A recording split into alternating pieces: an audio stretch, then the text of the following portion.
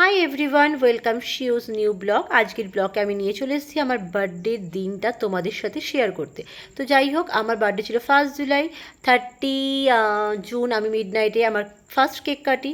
তারপর সকালটা শুরু করি দক্ষিণেশ্বরে গিয়ে। তো আমার সেদিনের জন্য আমি একটা আমার রেড ড্রেস সিলেক্ট করি, তো ওটা আমি আমার বার্থডের জন্য কিনেছিলাম।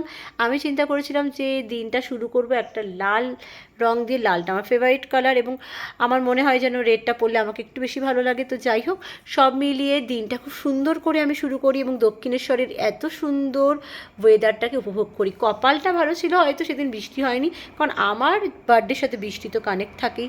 তো যাই হোক, সকালে কোনো বৃষ্টি পাইনি, আমি সুন্দর করে দক্ষিণেশ্বর ঘুরেছি, ভালোভাবে পুজোটা দিতে পেরেছি। কারণ এমনিতে বা দক্ষিণেশ্বরে অন্যান্য তীর্থস্থানের তুলনায় আমার একটু বেশি ভালো লাগে, কারণ এত সুন্দর একটা জায়গা, এতটা জায়গা নিয়ে দক্ষিণেশ্বরটা অবস্থিত যে ইচ্ছে মতো ঘোরা যায়। তারপরে আমি ওখানে গিয়ে ওখানকার কচুরি ট্রাই করি, বাট আগের মতন কিছু পাই না।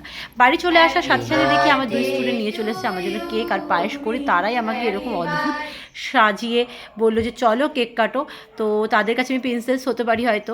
তো যাই হোক, তারপর বাড়ির লোকেরা প্রত্যেকে আমার জন্য সুন্দর করে লাঞ্চ রান্না করে এবং ভালো করে সাজিয়ে দেয় এবং সবাই ভালোভাবে আশীর্বাদ করে। সবার সাথে আমি আমার দুপুরটাকে সেলিব্রেট করি।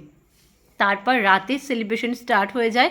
আমার 2 স্পেশাল যারা আমার সাথে অল টাইম থাকে আমাকে সুন্দর করে সাজিয়ে তোলে। দেবশ্রী আমাকে সুন্দরভাবে সাজায় এবং আমার জন্য তারা এইরকমভাবে বার্থডের অ্যারেঞ্জমেন্ট করে বাড়িতে।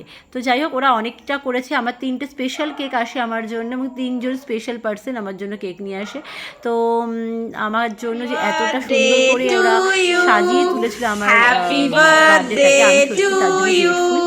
আর তারপর আমি ঠিক করি যে বার্থডে ডিনারটা আমি ডেসিডানে গিয়ে কাটাবো। তো আমি বেরিয়ে পড়ি আমার গাড়ি করে ডেসিডানে।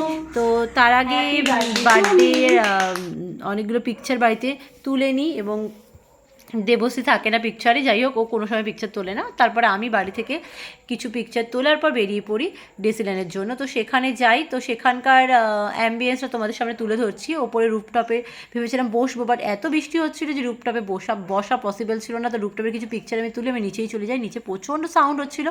আর সবচেয়ে বড় কথা, বারকাম রেস্টুরেন্ট যেটা হয়, একদম লাইট থাকে না, যেখানে একটা ভালো পিকচার তুলবো বা ভালো ড্রেস পরে যে একটা ভিডিও করবো, কিছু করতে পারিনি আমি। তো ওখানে সাউন্ডের জন্য আমি ওখানে কোনো কথাও বলতে পারিনি। তার জন্য আমি পরে ভিডিওতেই সব কিছু জানিয়ে দিচ্ছি তোমাদের।